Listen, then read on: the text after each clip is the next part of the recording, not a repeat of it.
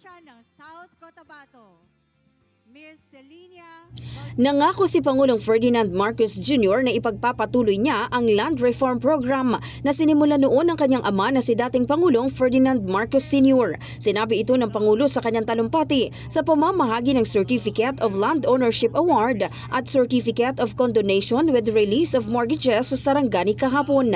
Kaugnay nito, tiniyak ng Pangulo na tatapusin niya ang pamamahagi ng CLOA at COCRUM bago matapos ang kanyang termino sa taong 2028. Ayon sa Pangulo, ilang dekada na ang dumaan mula nang simulan ang Land Reform Program pero hanggang ngayon hindi pa rin natatapos ang pamimigay ng CLOA sa mga magsasaka. Mula noon ay sinimula na ang tinatawag na agrarian reform. At nung kami ay naupo sa aming mga naging katungkulan ngayon, ay tinignan po namin at sabi ko dapat tapos na ito. Bakit hanggang ngayon? Nakikita natin yung record ay hindi pa natatapos. Nakakahiya ito.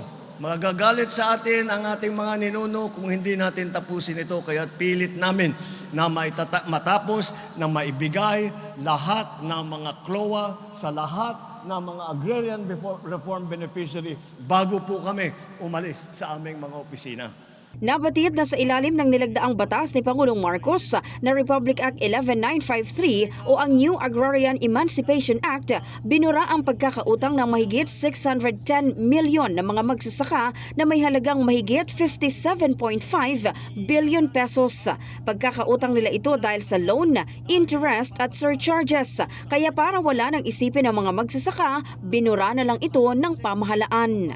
Kaya po, ating agad binigyang prioridad ang pagsasawalang bisa ng inyong utang sa lupa at ang pagpapabilis ng pagbibigay ng mga titulo dito mga yung ating tinatawag na CLOA. Ang araw na ito ay katuparan ng hangarin na yan. Kami ay narito upang mamahagi ng mga e-title, CLOA at Certificate of Condonation with Release of Mortgage o yung ating tinatawag na COCRUM. In the heart of changing lives, ito si Brigada Maricar Sargan ng 105.1 Brigada News FM Manila, The Music News Authority.